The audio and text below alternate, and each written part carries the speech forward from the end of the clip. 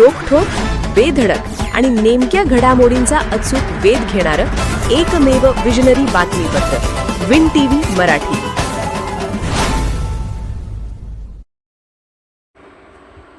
Sir पिराजीराव तलावावरील सांडव्याच्या पुलाची प्रतीक्षा कायम, 11 कोटींचा प्रस्ताव अद्याप प्रलंबित.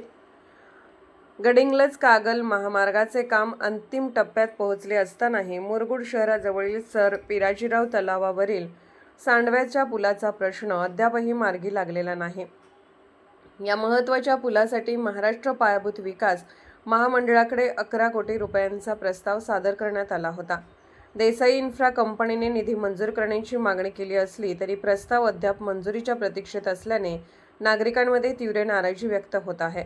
सुमारे 120 मीटर लांबीचा, 12 मीटर रुंदीचा आणि 10 पिलरवर उभारण्यात येणाऱ्या या पुलाचा आराखडा तयार करणे मात्र निधी अभावी प्रत्यक्ष कामाला सुरुवात झालेली आहे. पुलाच्या दोन्ही बाजूंना महामार्गाचे काम वेगाने पूर्ण होत असताना हा पूल रखडल्यास संपूर्ण प्रकल्प अपूर्ण राहण्याची शक्यता व्यक्त केली जात आहे. या पुलासाठी कागलचे आमदार तथा वैद्यकीय शिक्षण मंत्री हसन मुश्रीफ यांनी शासनाकडे पाठपुरावा केला आहे. यापूर्वी तत्कालीन उपमुख्यमंत्री दिवंगत अजित पवार तसेच पालकमंत्री प्रकाश आंबेडकर यांच्याकडेही नागरिकांनी निवेदने दिली होती. अनेक वर्षापासून आंदोलने, निवेदने आणि सातत्यपूर्ण पाठपुरावा करूनही पुलाचा प्रश्न अद्याप सुटलेला नाही. पावसाळ्यात या सांडव्यावरून 3 ते 4 महिने पाणी वाहत असल्याने वाहतूक धोकादायक बनते. पाणी ओसरल्यानंतर चिखल आणि निसरडा थर तयार होत असल्यामुळे येथे वारंवार अपघात घडतात.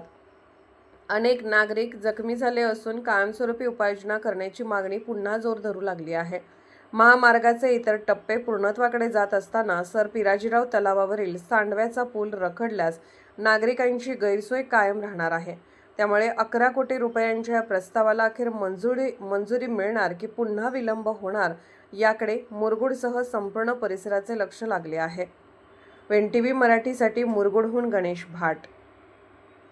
विन टीव्ही मराठी न्यूज चॅनलला लाईक करा, शेअर करा आणि सबस्क्राईब करा.